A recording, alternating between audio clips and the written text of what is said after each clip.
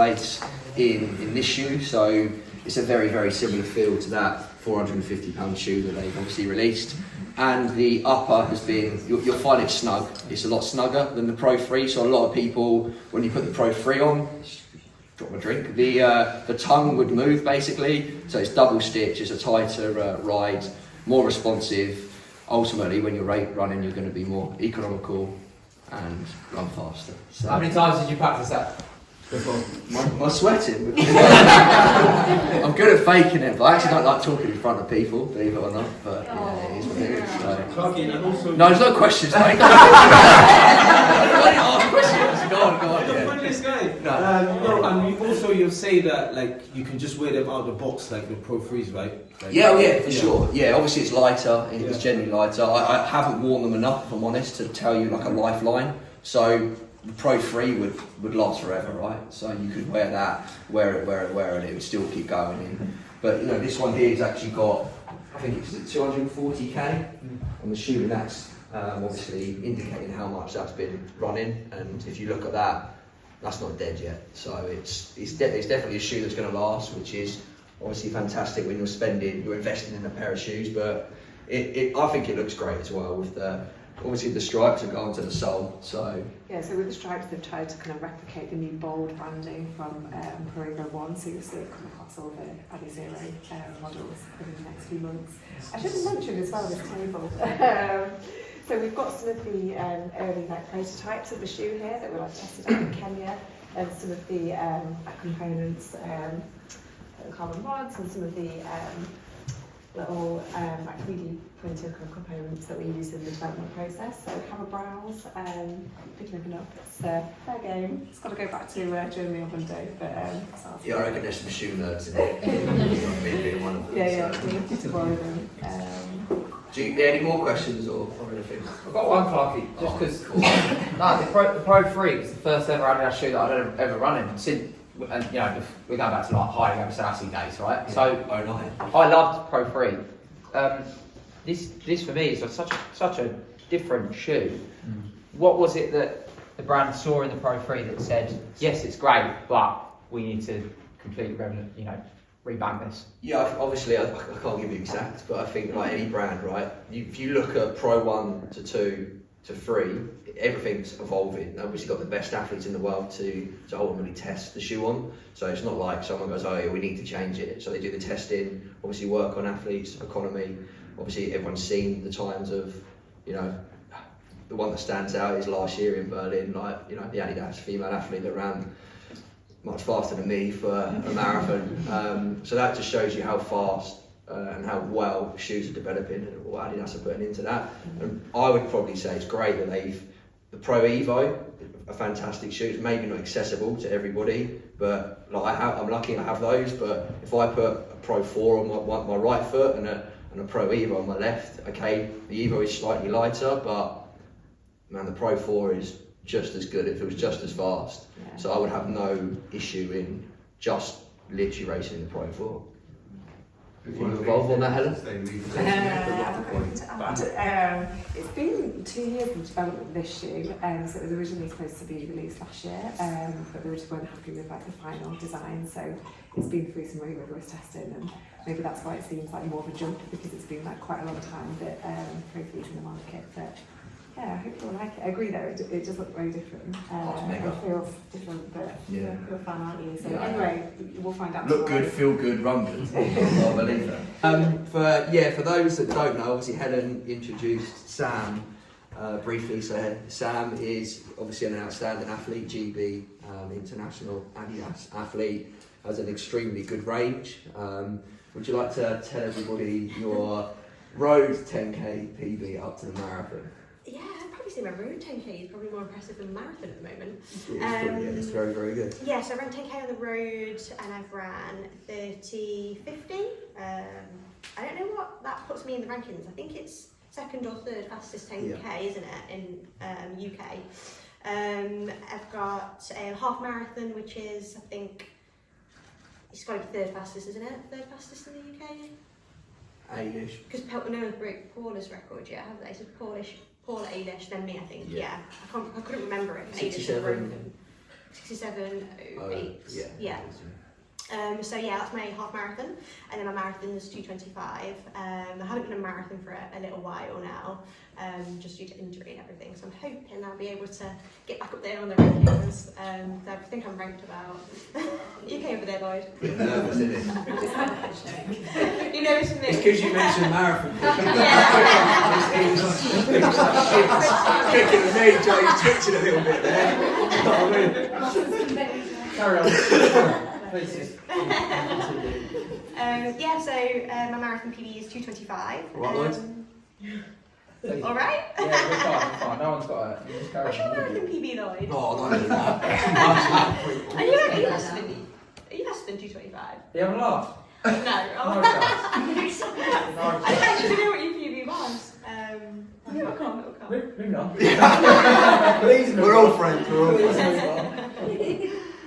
Yeah, so that's kind of me in a nutshell, really. Yeah, I kind of like to range my distances rather than just stick at the marathon. I feel like, yeah, I'd like to have a variety of distances that I'm able to achieve, you know, them sort of championships and GB vests in, which is why I don't just stick at the marathon, and I'm sort of doing a lot of 10Ks, a lot of half marathons, and that's why I haven't done a marathon for so long, because I like to have certain blocks of training. Obviously with marathon training it takes up so much time, so yeah, that's kind of me. Yeah, so she's very good. So just before we move on, so just touching on that, you mentioned obviously you've got an extremely good, you've even run very well over the 5K. So obviously majority of people are here run. We're all different abilities, but we all want to be the best version of ourselves. So a lot of people run the marathon. Is running, do you see as an individual running a very good 10K a vital part to being able to then perform well in a marathon? I think it's all individual, isn't it? I mean, from my experiences, when I've run a fast 5K and 10K, and even half, it is ultimately sort of helped my marathon, because my 5K and 10K is a lot quicker than what I'd run through in the marathon. So effectively I'm running a lot slower in the marathon, so it should feel more comfortable. It doesn't always work that way for some people, it depends on your strengths and weaknesses, but just in my experiences, I'd like to have the confidence as well in myself. If I can go and run a good 10K and a good half, the confidence in going into the marathon was like, right, okay, I need to run 3-4 minutes slower here through the half, like I can do this. So I think a lot of it's a confidence thing. Like you say, it doesn't work for everybody. I'm still playing around with the marathon, so it might be something in the future where I don't do that, and I might end up PBing in the marathon during my 10K, because that happens a lot with athletes. I think the world record, the girl actually went through her 5K PB, 10K PB and probably half, all in the marathon. So it can happen. I think, the marathon, it takes a while to adapt to, and you have to just find what works best for you. But I'm kind of on that journey still, kind of figuring out what's best. So if I do Berlin next year, I will let you all know, because the training will be slightly changed. So it'll be interesting. Game plan out of the hat. Yeah. So I think obviously there'll be a few people here that might know your story, but I definitely think there's a few here that don't know your story. I think it's very unique and special. It's very different. So it's not what we call a traditional elite top end athletes rise to fame. So I think it'd be quite interesting to let's take it right back. So so your first marathon was 2019? Yeah, first marathon was Manchester Marathon. When did you, so explain to everyone, when did you start running? You've not always been a 30-minute 10K runner, have you? No, it's a journey. I think my journey is very different to, like you say, your traditional sort of, start running when you're younger, and you just sort of going through the going through the system. When I was younger, I've been always into sport, but my main sport was actually football. So from sort of 8 to 16, I played football. I didn't do it professionally. I think back in them days, football was actually still very seen as, I was playing in the boys' teams, because it wasn't really a female sport. So I ended up quitting when I was 16, just because I kind of got fed up with just being chucked in with the boys all the time, and it was hard to kind of progress into a serious level. So I played for Nottingham Forest, I think it was under 13s at the time, for a year, and then that sort of fizzled out when I got to 16 because it was just, I think at that time I didn't really want to fully commit to a sport. So yeah, that was me till I was 16, and then from 16 to sort of 19, 20, I didn't really do a great deal, to be honest. I just lived a very normal life. I went on girly holidays, spent a lot of time with family. I just lived pretty much a life that most other people do, go on holidays, just go out, you know, going through that little phase of, you know, drinking and just enjoying life. So I did that for a good amount of time. And then it got to about 19, I just wanted to get fit again. It was more of a fitness thing and get healthy, because I've always been into fitness and always been very active, apart from that like little period. I wanted to get back into that again. So I started going to the gym, just sort of cross training, doing spin classes, just doing what I would call cardio, sort of based fitness. So I did that for a year or two. And then my partner at the time, he started running because he played football. And he's like, oh, just come for a run with me. And I was a bit like, oh. Again, I never really enjoyed running at all. At school, I didn't run at all. I think they tried to get me to cross country. I was like, no chance. I could run around on a pitch. So I think I had quite natural endurance, because I could run for 90 minutes on a pitch. And I'd be like not out of breath by the end of it. So I think I had that natural maybe endurance of running without me knowing it at the time. I think now I look back, I didn't realise at the time, but now I do realise I probably had that. So yeah, I started running maybe in 20. I went on a couple of runs with my partner at the time. You know, I don't even know how far we would run, maybe 20, 25 minutes. Didn't have a Garmin or anything like that. Neither did he. We just did a route around the park. Did that a couple of times a week just to get fit, and I just started to really enjoy it. Just kind of was like, oh, I get this running buzz. So I got a little bit obsessed by it. So 3 times a week would turn into 5 times a week, and 6 times a week. And then I started running on my own without him, and it would be like 7 days a week. Then I started to run on my lunch times and in the morning. So it almost become just this lifestyle, way of life. So you were running twice a day while you were just trying to find the love for running? Yeah, and I mean, it wasn't long, like I might have gone out like 20 minutes, 25 minutes. Again, didn't have a watch, didn't have Strava or anything like that. I'd just be like, right, okay, I've got a 45-minute lunch, so get out for 25 minutes and then, yeah, get back out in the mornings or the evenings. So pretty much did that for about, I don't know, maybe a year, and just got like fully addicted, because I don't know if many of you are runners, but once you get that buzz for running, like it is an addictive feeling. And after about a year, doing that, I decided just to enter a half marathon. There was a local half, because I'm from Nottingham in the UK. So that was coming up, so I just entered it and was like, oh, I'm just going to enter that, just run a half, it'll be fine. So entered this half, did a couple of months training. Again, don't really know what I was doing, to be honest. I don't know how many miles I was running, so you knew. Yeah, I don't have a clue what I was really doing. I wasn't logging any of it. And then ended up doing this half marathon and coming fourth female, which was pretty established half marathon as well. I think there was about 11,000 people, and I think the girls above me, which I know now, you know, I think some of them ran for England, so they were high level. That's their claim to fame now, that they beat you. Yeah. And then once I sort of did that half marathon, I think I just seen a bit of talent there and was just like, oh wow, I finished a half marathon, finished fourth. I think I had that bit of self-belief. So I took it upon myself then, so literally the next day, ring up my local running club, not SAC, and they're quite a good running club, aren't they? They're an established UK running club. They're quite high up there in the local races that you do. Joined them pretty much instantly. They said, oh yeah, we've got a training session on Tuesday. I was like, I'll see you down there. So joined the sessions, started training with them, and it all pretty much started from there. Got a coach, got some structure, and actually someone told me. And what year was this, would you say? 2019? This was 2019, yeah. Okay. Or was it going into 2019? It's back end of 2018, 2019. So do you feel like you running, it kind of sparked that competitiveness in you that you had in you from the football days? Yeah, I think, because I probably would have said back then that I'm not competitive when I first started running, but I think obviously I was, and I think having that football background, you know, there was an element of competitiveness there. I think there has to be when you play sport really good level. So yeah, I think that just came back to me. I wouldn't say I'm crazy overly competitive. Like I don't get like egotistic with it or wound up by it. I'm just like, I want to do well. I want to be that person in front. So let's just go with it. So yeah, that's. And was it that year that did you enter your first marathon? Yeah, so 2019, did the half. I think I did some club races. I can't remember what distance they were. I think it was actually on the track.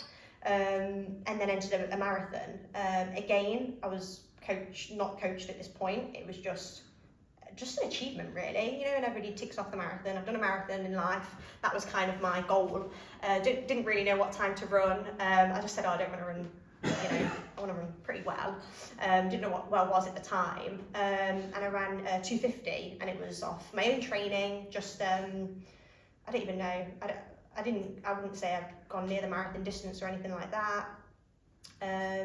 So yeah, so I did that. I ran with my little phone in my belly pack, and I think I even tried to call someone probably mid-run. It was crazy. What's the gel story? Like weren't you dropping gels like a Mario Kart game, and the blokes were picking them up, catching you up, and giving you the gels on the run? Yeah, well, I was like, well, I didn't know what to do with these things. So I had like my little, it was like a waist strap. I had my phone in, so I put a couple of gels in there, a couple of gels in my sports bra. I think I held 2. So I must have had 6 gels just around my body. And obviously they kept dropping. And bless this guy. This guy just kept helping. Like every time I dropped one, he would pick it up, give it to me. Like, you need to take your gel.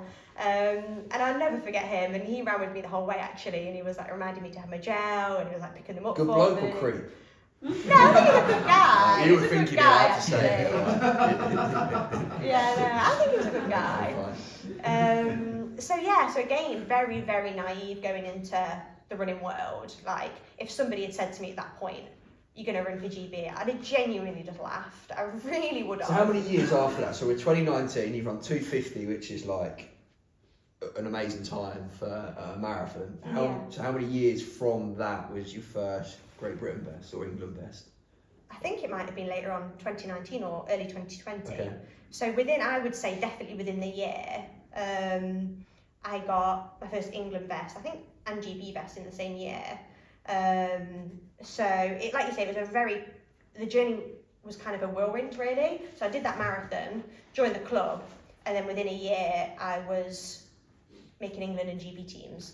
So it was quite crazy. And like you say, from somebody that within that year, the start of the year, if you had said, okay, you're going to run for the Great Britain World Team, you're going to get your first England best, you're going to, PB every race, because that's kind of how it was. It's not like that with everyone, so I don't want to just say that, it can happen to everyone. Everyone's double running on their lunch break. Yeah. That was kind of my journey. So was there like a defining, at what point, obviously you're a professional athlete now, sponsored by Adidas, is there a race to you that stands out in your career? So obviously I'm assuming it's probably past this point where you thought, actually, I could probably be a pro at this and be pretty good. Was there like a time or a race where you thought, I'm there, basically? Yeah, I think it was when I made my first GB team. Again, I think having a team around me that believed in me. So me and my coach, to be honest, he put that belief on me because I had no one around me that was into running, or everyone was just like, where's running come from? None of my parents run, none of my family run, none of my friends ran. It was just me. So he was just telling me the potential, you're running this now, the girls in the running world are only running this, you're right next to them. Let's push it up that little bit more. So I think by having somebody give that belief onto you, it then rubbed off on me. And I think when you believe you can do something, I genuinely think you can do absolutely anything. And as I was telling you earlier, when you're always comparing to me or comparing to the faster runners, I'm just just don't compare, because you can be anything. You want to push yourself to, I even said, you could run a 220 one day. I started off at 250, my inspirations are 220. So I don't think you should ever limit yourself. Again, I think you just have to believe in yourself and trust the journey, and having someone that believes in you definitely helped. It helped my journey anyway. And then once you start making them teams and making them achievements, naturally you grow with confidence anyway. So then your goals just get bigger and bigger and bigger. So once I made the first GB vest, it was okay, I want to I want to have medals or be in top this and top that. Kind of snowboard. Pardon? Like the snowboard. Yeah, effect. yeah, Okay. exactly. So you just get higher and higher and higher. And like for example, this year it was the Olympics. If somebody had told me I was going to the Olympics, 6 years ago, or going to have the qualifying time to go, I'd have been like, yeah, whatever. Like, never going to happen. It's something that you watch as a kid, and you Or just an think, adult. well, yeah, or an adult. But you look up to these people, and you don't ever expect that you could actually be in that situation. To then be there and go through the whole journey that I've gone through, it's just crazy. And like you say, you just keep setting the bar higher and higher.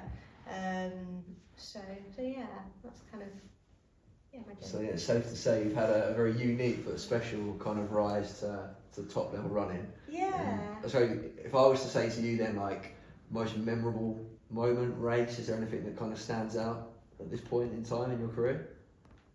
I mean, there's so many. Or about show off? Yeah. Commonwealth Games, or was it running a time? Trying to think now.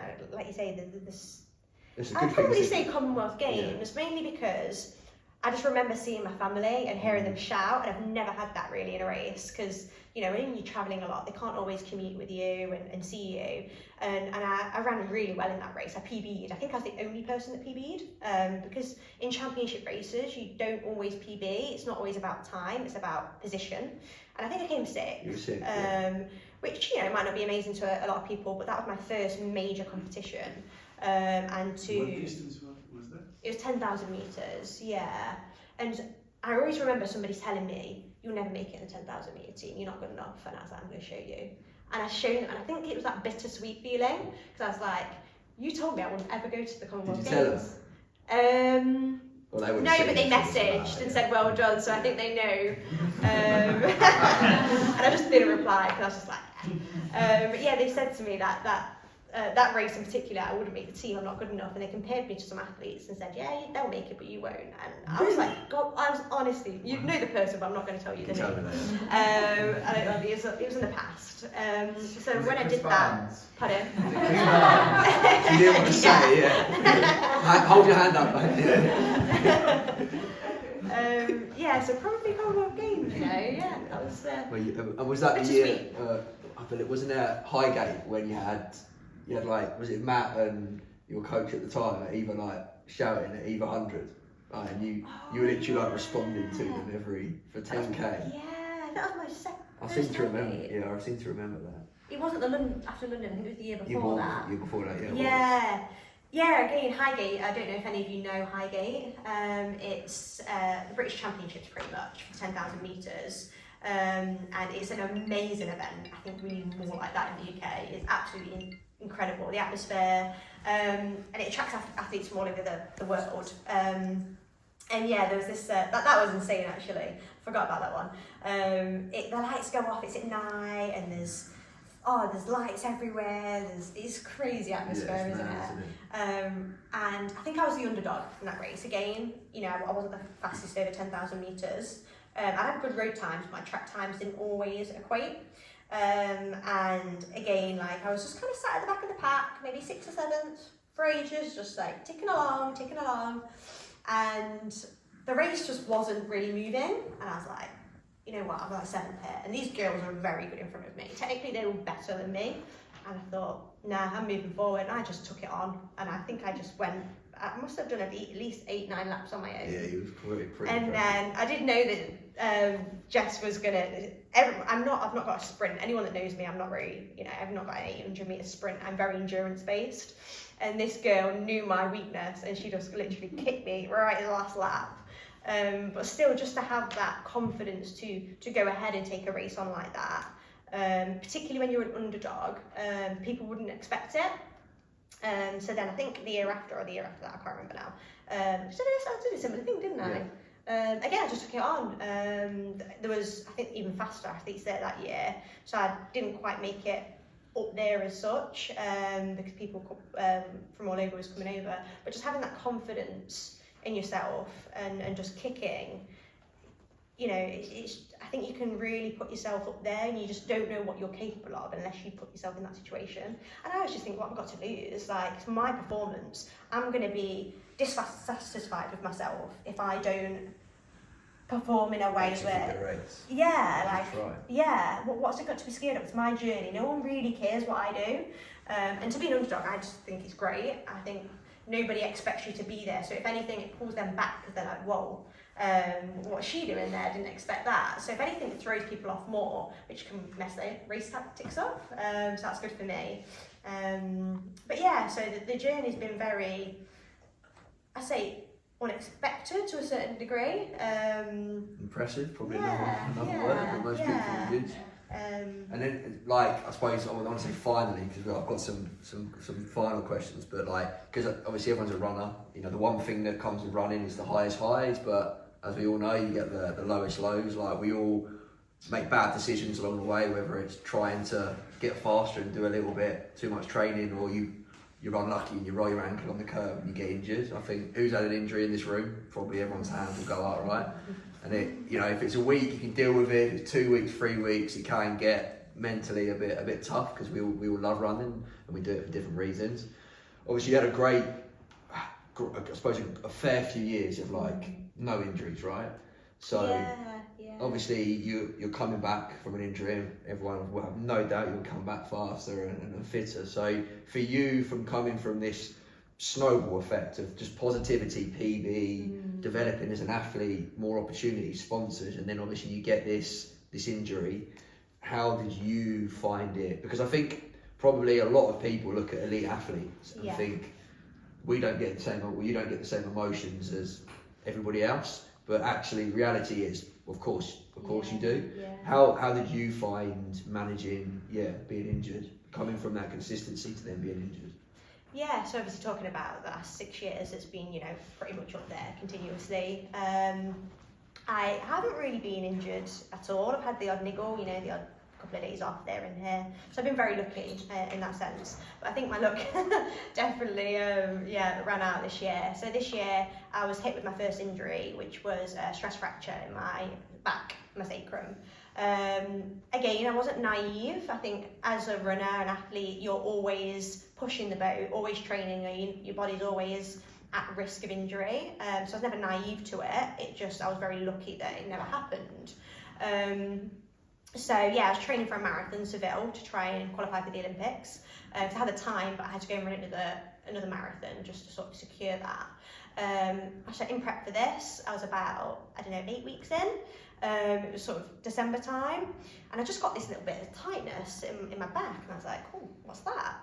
Again, I wasn't aware of what an injury really feels like, because it's just a bit of tightness. It was just normal to me. And then the tightness lasted a couple of days. So I had a few days off, and then tried to run again. I was like, it's not going away. So we went to, luckily I could get an MRI scan pretty quickly, because I'm quite fortunate that I'm able to access that facility. And yeah, the MRI scan came back as a stress fracture. So I was a bit like, oh, okay. So I think a lot of it was more of just absorbing it. And I was like, right, okay, what does this mean then? So going through that process, ultimately, you know, I was like, okay, the first thought was, can I go to the Olympics still? Can I run a marathon? Because it was quite close. I had to qualify by February, and this happened in December. And I was like, how long am I going to be out for? And the sports doctor said, oh, Sam, this could be up to 12 weeks. I was like, 12 weeks? So I think the utter devastation, I just burst out into tears in this doctor's room. And I was just like, my coach was there at the time, he'd never seen me cry. I was an emotional wreck, and I was just like, I'm not going to go to Paris then, like, it's not going to happen. Because in my head I was going, that's what I think I just convinced myself that much I was going. To then accept that, he was absolutely devastated. He was devastated, I was, and it was like, right, okay. Family were, so it was like, right, have a few days of just going through the motions. And then I was like, right, I need to sort this out. I'm an athlete, injuries happen, and I need to just pull myself together. So to be honest, I was quite busy. They sent me for a lot of different things to check out in a way. And everything was coming back okay. And I think after a few weeks, I just began to slowly start accepting it. I'm not saying it was easy, especially when, you know, they started talking more about the Olympics. It was tough. Like those first few months, it was just, you don't want to be around it, but I just didn't, but because I love running so much and I've got all my training partners, I didn't want to completely just shut myself off. So I just kind of ignored the Olympics side of things and just focused on what I could control, and you know, it worked out okay in the end. I think mentally, I think we are quite resilient as runners, and I think once you get to go through the motions, it was like, let's be practical now. And I just focused on the gym, I focused on all the things that I never get a chance to do with running, because I think you always need something, especially as an athlete, you always need some kind of focus or a goal, or you need to be doing something. To just not do anything, it will send you crazy. So focused on the gym, focused on a lot of cross training, spent a lot of time with friends and family. I think you do neglect that a little bit when you're an athlete. I think you just get so consumed into training and just you're not going out. So went through that journey, came back. So I was out for about 5 months. It was quite a while. It just took forever to heal for some reason. Came back, I was shocked. I've never been, as I would say, unfit, because when you've not been injured, you just kind of keep going. And if anything, you're just kind of going like that. And I was so unfit. I mean, I must have ran the slowest time I've ever ran in my life when I first got back. I was looking at my car and I was like, no, I'm taking this off. Just super unfit. Body obviously just naturally deconditioned because it's not done something for 5 months. Although you was cross training, it's not running, like, it's completely different to cross training. I didn't really get that much of an effect from cross training. So came back, was just building up slowly, and then got to quite a good place again in training. Was getting pretty fit again, started looking into races, did a couple of races coming back, and then just recently, back at end of September, I actually got another stress response. So it wasn't a stress fracture, it's just the stages before that basically. So thankfully I caught it early. So again, it's like a whole year just pretty much written off. Dealt with this one much better. It was frustrating, of course. Like, I think you learned from the first one. Yeah, and I thought, wow, I've had 5 months off now, I can deal with, 6 weeks. And thankfully it was actually less than 6 weeks, because I caught it that early, it settled down pretty quick. And now about training again. So this year's just been like that, mainly down because, I've been injured most of the year. But I just see the positives in everything. I've got a new gym program, I've got a new coach, not saying that's a bad thing, but just I think you just see things differently when you're sort of, when you put yourself out of it, and I'm just on a whole new journey now. So I'm hoping that I've had a terrible year and it's going to go up like this now. But yeah, just to say it's not always about the highs. Like, there is a lot of lows generally in life and with training. It's just part of being an athlete, and I think you have to just take the good with the bad. I think it's good for people to hear that I think sometimes, people see, is it just me that gets injured and sore, but actually it happens to the best.